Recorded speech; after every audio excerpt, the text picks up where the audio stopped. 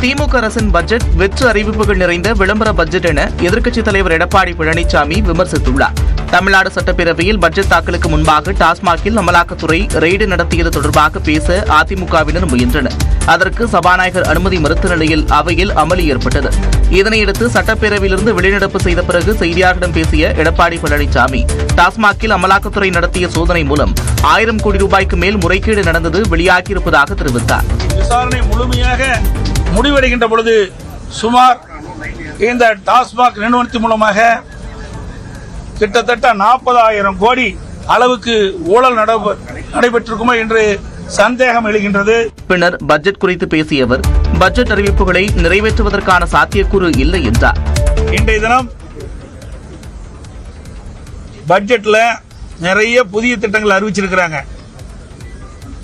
ஆனா அந்த திட்டத்திற்கு தேவை நிதி எங்கே இருந்து கிடைக்கும் என்று தெரியவில்லை. அதிமுக ஆட்சியில் தொடங்கப்பட்ட திட்டங்களை தான் மீண்டும் அறிவித்துள்ளதாகவும் எடப்பாடி பழனிசாமி விமர்சித்தார். சென்னையில் தங்கம் விலை ஒரே நாளில் இருமுறை உயர்ந்த நிலையில் ஒரு சவரன் தங்கத்தின் விலை 66,000-ஐ தாண்டி புதிய உச்சம் தொட்டது. சென்னையில் 22 கேரட் ஆபரண தங்கத்தின் விலை கடந்த சில நாட்களாக ஏற்றமும் இறக்கமுமாக இருந்து வருகிறது. இந்நிலையில் வெள்ளிக்கிழமை காலையில் சவரனுக்கு 880 ரூபாய் உயர்ந்த நிலையில் பிற்பகலில் மீண்டும் உயர்ந்தது. அதன்படி பிற்பகலில் சவரனுக்கு 570 ரூபாய் அதிகரித்து தங்கம் விற்பனை செய்யப்பட்டது. இதன் மூலம் ஆபரண தங்கத்தின் விலை ஒரே நாளில் சவரனுக்கு 1,440 ரூபாய் உயர்ந்தது. இதனால் தங்கம் விலை ஒரு சவரன் 66,000-ஐ கடந்து கிராம் 8,300 ரூபாய்க்கு விற்பனையாகிறது. அதன்படி ஒரு சவரன் ஆபரண தங்கத்தின் விலை 66,400 ரூபாய் என்ற புதிய உச்சத்தை தொட்டுள்ளது. அதேபோல வெள்ளியை பொறுத்தவரை கிராமுக்கு 2 ரூபாய் உயர்ந்து கிலோ 1,12,000 ரூபாய்க்கு விற்பனை செய்யப்படுகிறது.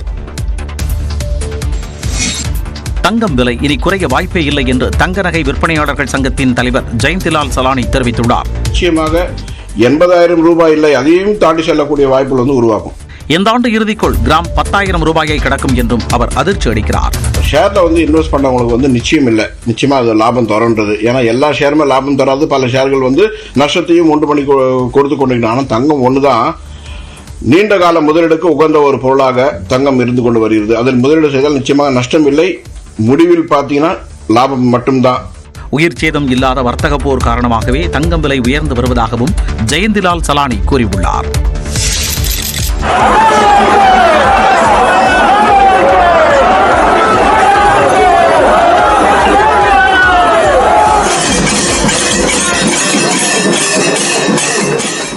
மூன்று மாநில மக்கள் சங்கமித்த ஓசூர் சந்திரசூடேஸ்வரர் கோயில் திருவிழா தேரோட்டத்துடன் களை கட்டியது.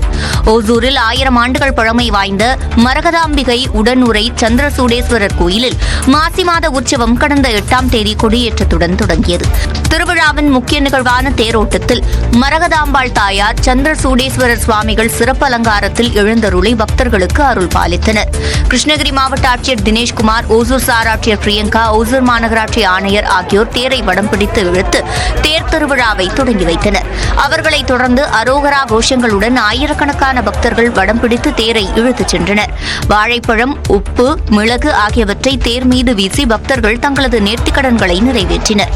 இந்த தேர் திருவிழாவில் சிவனடியார்கள் சிவனுக்கு உகந்த வாத்தியங்களை இசைத்தும் பெண்கள் கோலாட்டமாடியும் சென்றது அனைவரையும் கவர்ந்தது.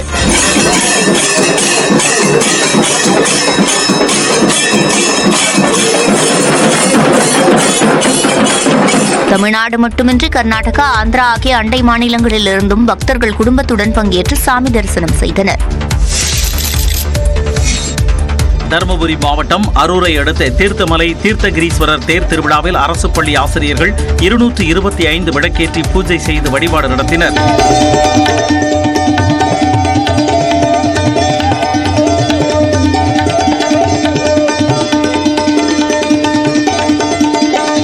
வருகின்ற 18ஆம் தேதி தீர்த்தமலை தீர்த்தகிரீஸ்வரர் கோவிலில் மாசிமக தேரோட்டம் நடைபெற உள்ளது. இந்நிலையில் அரூர் சுற்றுவட்டார பகுதியைச் சேர்ந்த அரசு பள்ளி ஆசிரியர்கள் சார்பில் மழை பொழிந்து விவசாயம் செழிக்கவும் பள்ளி கல்லூரி மாணவர்கள் நன்றாக படித்து தேர்ச்சி பெற வேண்டும் என்றும் வேண்டிக் கொண்டு 225 விளக்கேற்றி பூஜை செய்து சிறப்பு வழிபாடு நடத்தினர்.